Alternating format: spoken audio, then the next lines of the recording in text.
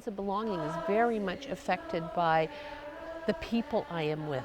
I can feel safe if I feel safe with the people, and it has very little to do with the house that I live in or the city I live in. Belonging to me, seriously, is about looking for it, I guess, constantly. So it's about moving from one country to the other and keep on looking for it. It's about finding who you are inside yourself, and then allowing that to reflect out in your community and in your world. And I think when you do that, you have a better way of being and a better way of giving in your community. So my job is to tell you where we're at with the Refugee Welcome Refugee Committee and some of the groups in town already. And this is an amazing community. So from that first rally in September, 5 different groups have formed that have been working diligently to sponsor refugees. I've never been to some of the places. I've only seen it on TV and seen the conditions people live in.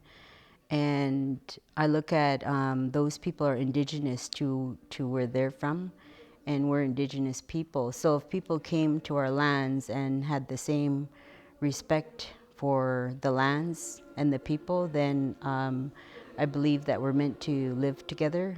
And I feel sad that, you know, the conditions they had to live. And I said, wow, look at those people. They just look like indigenous people, you know, and we're just like on a different part of the world.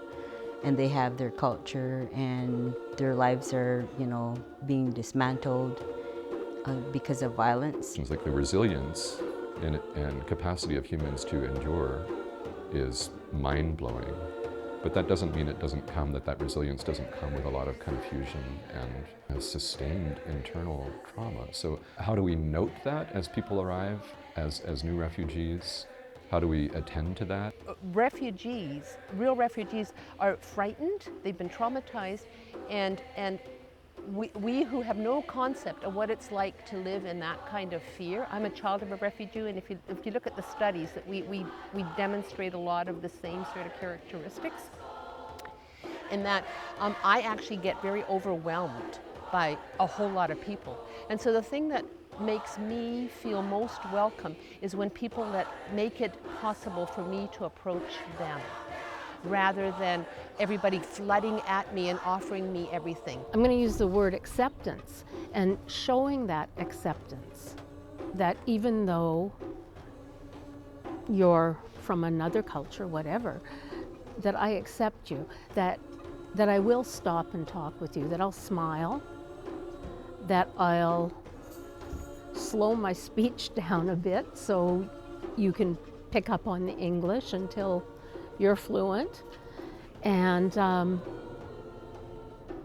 just feeling like, oh, you know, being able to go next door and ask your neighbor a question, but belonging, or having people come to your home and bring you cakes, cookies or something, you know, for welcoming, and but not just to leave them there, but to come in and let's have tea and eat these goodies and find out about each other.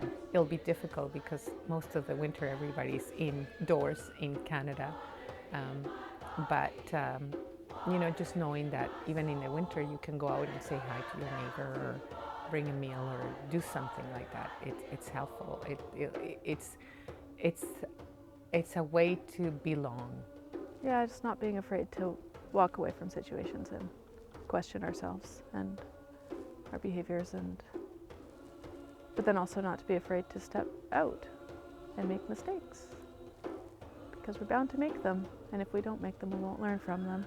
There's a biorhythm to the community, and I think that's exacerbated or intensified by virtue of being a bit of a remote community, and then whatever that subset or series of subsets of us are here, who are here very intentionally for reasons of community, it's even more concentrated in those smaller circles. So when we feel connected, we feel really connected.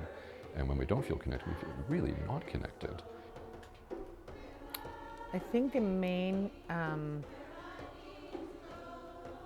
barrier always, it's fear, right? And I think with this situation, there is lots, but fear comes from ignorance, right?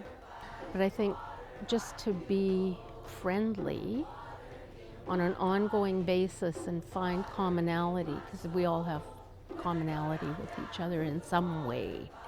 It's a lot of work to actually envelop somebody and bring them into a family. And I don't mean in that way. I mean make them feel safe so that they can flourish. You know, I think everybody in Powell River has found refuge here in one way or another. It's a beautiful place, and those of us who have been here for a lot of years, we really love it. And so to be able to share that with other people who have less, who have lost so much, is a real gift and a blessing. By giving of ourselves, we have a chance to change lives, but the biggest lives that will be changed will be our own. You know that you're not doing a favor, but you're being given a gift.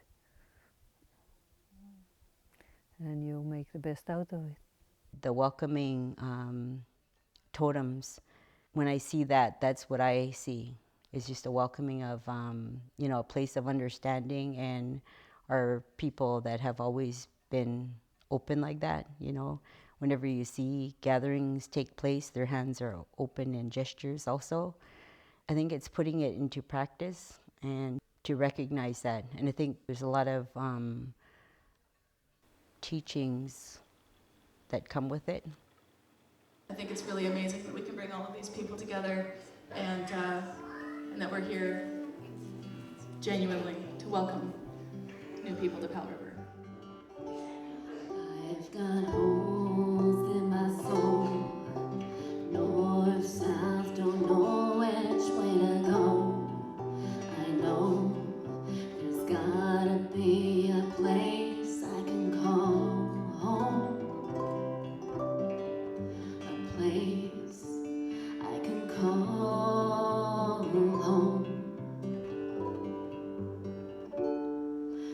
Away from bombs, away from crime, away from all these hungry lives. Can't you see how badly we bleed? Can't you see us down on our knees? Save us one, please save us all. Catch us now before we fall, and share your water, share your food, and share your love. We'll love you too. We are one.